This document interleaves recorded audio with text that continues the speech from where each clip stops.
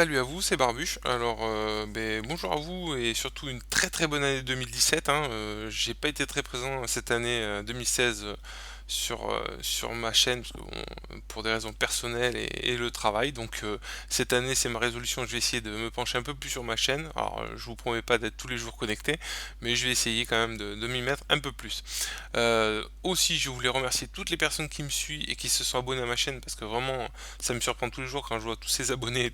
Franchement, je suis super content. Merci à vous de me suivre et voilà, c'est super. Ensuite, aujourd'hui, je vais vous parler de Linux Mint 18 Sarah.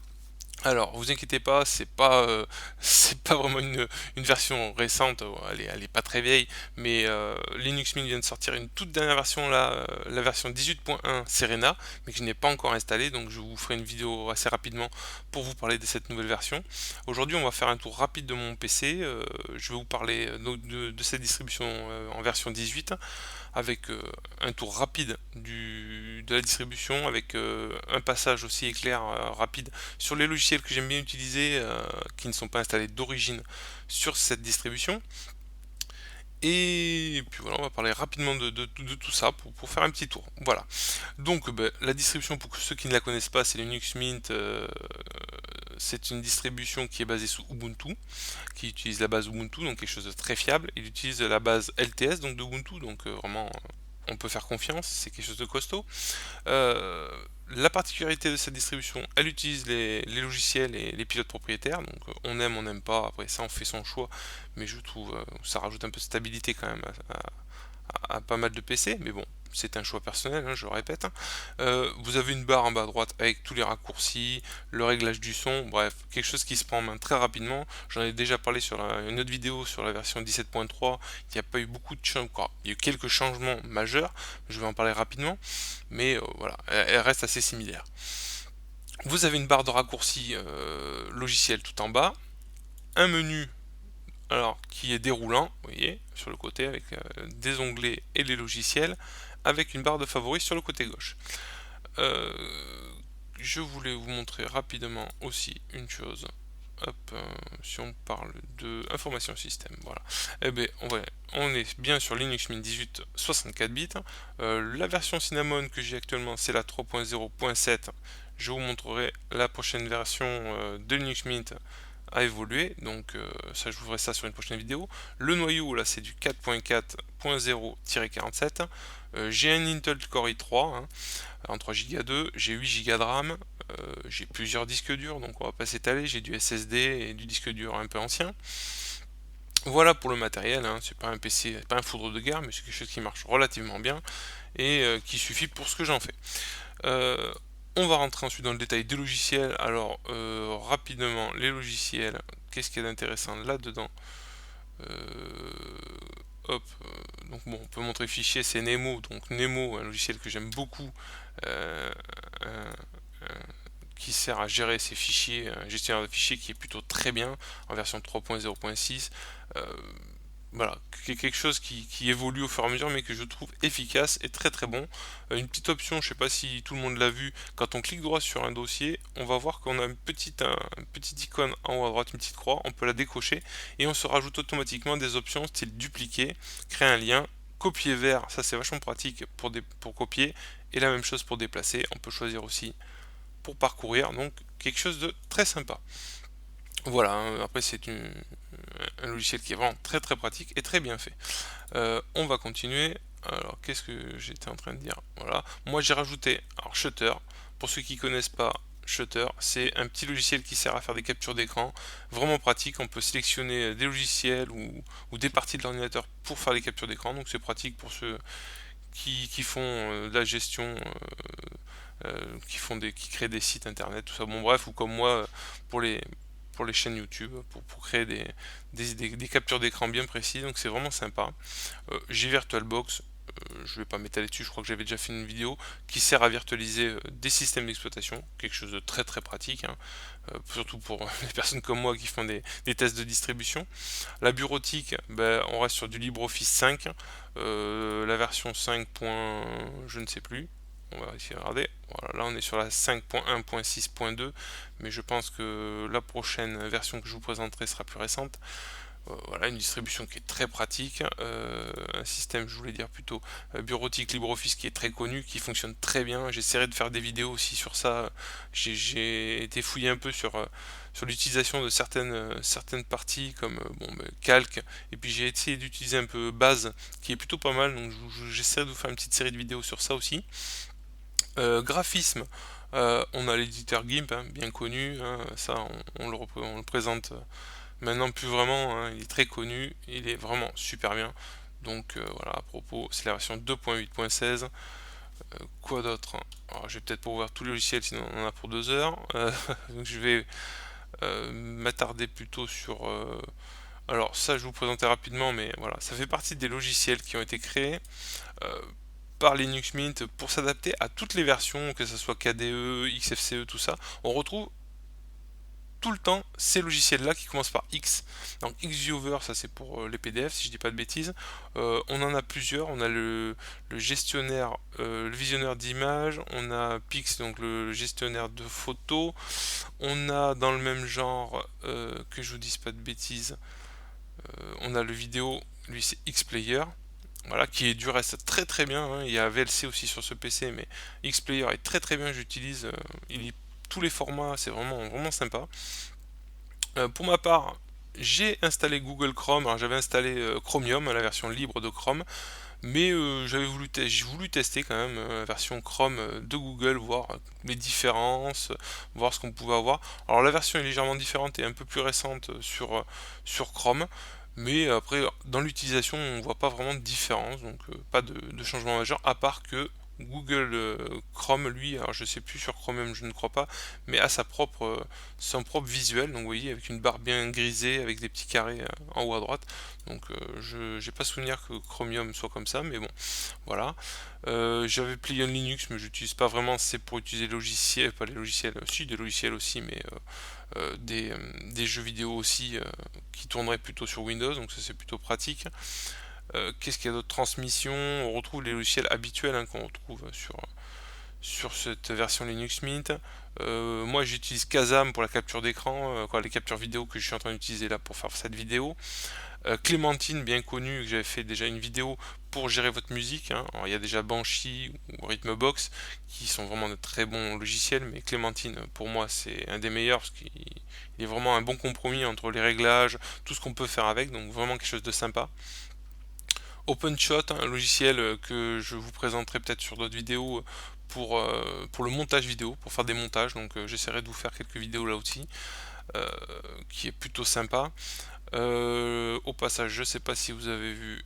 Alors Kodi, alors rapidement Kodi c'est anciennement le lecteur multimédia, pas le lecteur multimédia mais le Media Center que l'on trouvait au tout début sur la Xbox de Microsoft, qui a été abandonné, qui a été repris donc par XBMC, et maintenant on le retrouve sous le nom de Kodi Media Center. Donc pour ceux qui ne connaissent pas, c'est un Media Center qui permet de gérer ses vidéos, ses musiques, quelque chose de très ludique, très simple. Voilà, après avec une télécommande multimédia si vous avez. Bref, un petit logiciel qui est bien sympa si vous voulez transformer un petit PC qui sert à rien chez vous en Media Center pour regarder des vidéos, vos photos, vos musiques, bref, quelque chose de vraiment sympathique. Voilà, je m'étale pas dessus, mais il y a plein de vidéos, on trouve plein de tutos sur internet. Je vais pas m'étaler dessus, je suis pas un spécialiste absolu de ce logiciel, mais il est excellent, je l'ai utilisé pas mal de fois et je l'aime beaucoup. Programmation, tiens, quelque chose que je n'ai pas utilisé depuis un moment, mais c'est quelque chose de pas mal pour ceux qui ont envie de se mettre à la programmation. Atelier Linote, donc c'est un logiciel français, c'est totalement français. C'est de la programmation mais en français. Donc pour ceux qui n'aiment pas l'anglais, qui ont du mal ou qui ont envie d'apprendre un peu en utilisant la langue française pour se simplifier la vie au niveau de la programmation, ben, c'est un logiciel qui est vraiment très bien fait, très sympa. Vous avez un verbier avec plein de petits ajouts de programmation tout préparés déjà. Donc ça vous permet d'aller vite, d'apprendre rapidement.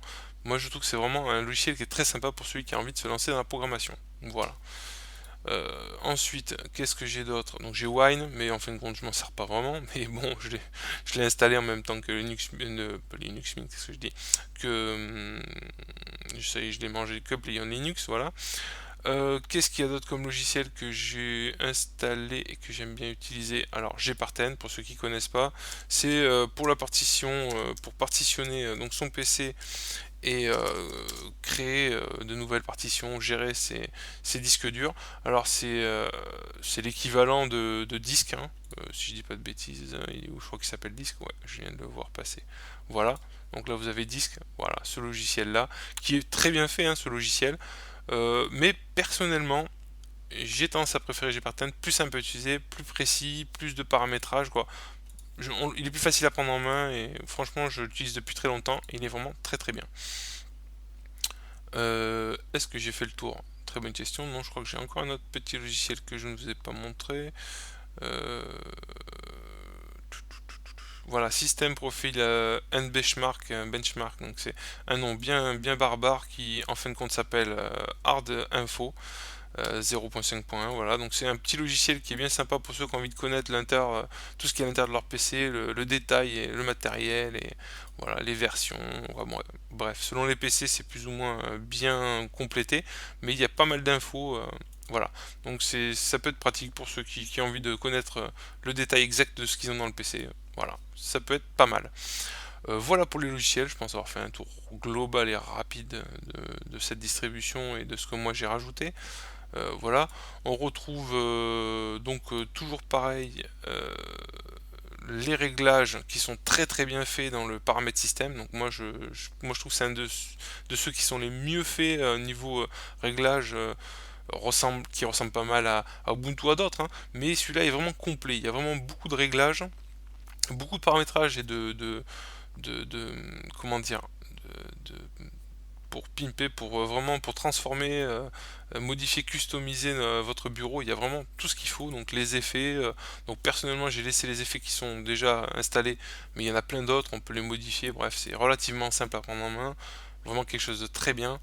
Les fonds d'écran, pareil. Linux Mint n'a jamais été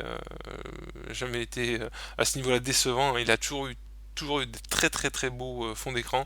Donc voilà, hein, je vais pas m'étaler sur les fonds d'écran, mais voilà, j'aime beaucoup, hein. Ils ont toujours des très très beaux fonds d'écran, donc moi je reste assez sobre sur mon fond d'écran, mais voilà.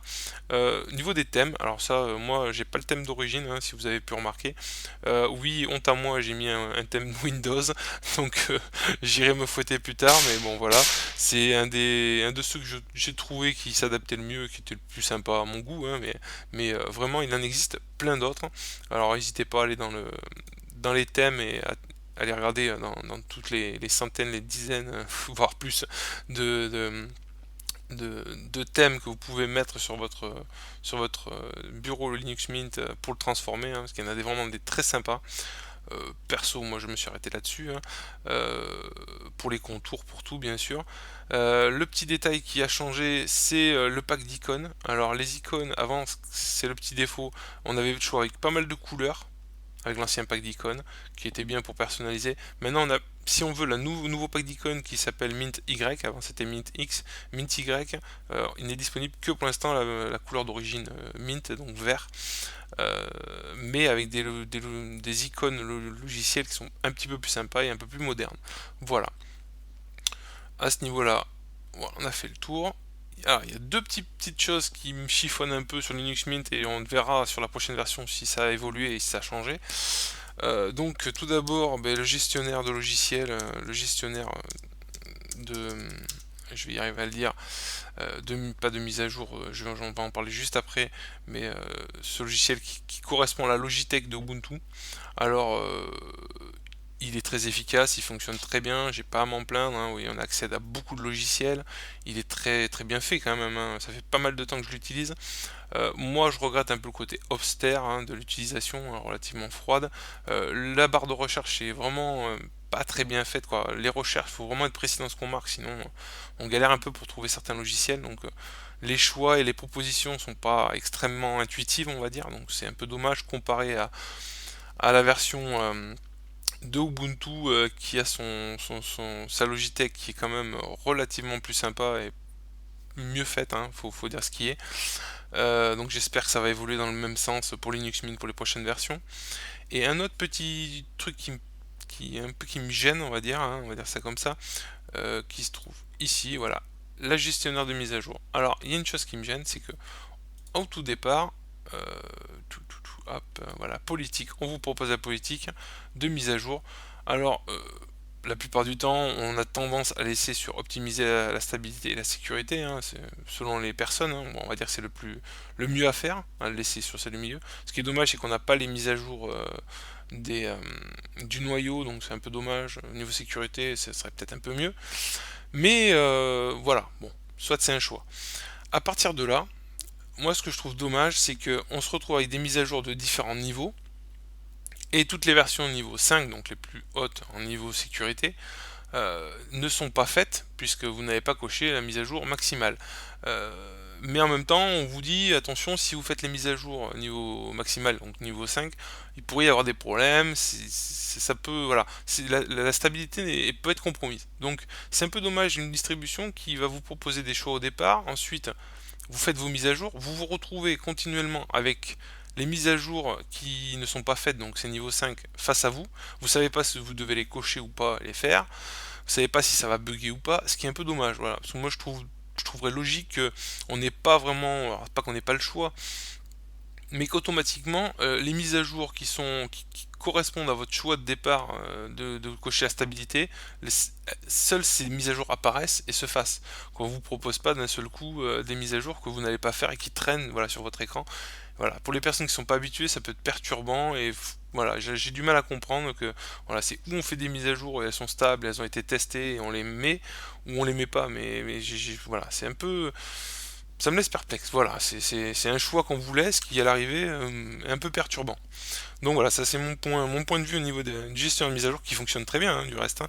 J'ai pas à m'en plaindre, qui jusqu'ici ne m'a posé aucun problème, mais il y a très longtemps, je crois que dans mon souvenir, j'avais fait les mises à jour niveau 5 et j'avais eu un bug sur une version antérieure, hein, il y a pas mal de temps de Linux Mint, et ça avait fait bugger mon PC. Donc maintenant, j'hésite à faire ces mises à jour niveau 5. Donc c'est un peu dommage. Voilà, on sait pas trop quoi faire, on sait pas si on doit les faire, pas les faire. Voilà, c'est un peu. Voilà. Donc c'est pour ça que même moi, j'ai tendance à toujours dire aux gens de faire les mises à jour classiques, et dès que la distribution sort une nouvelle version, comme là ils ont sorti des versions 18.1, ben, n'hésitez pas à faire la mise à jour, comme ça vous passez sur les nouveaux noyaux, tout ça, tout se met à jour, comme ça vous êtes tranquille.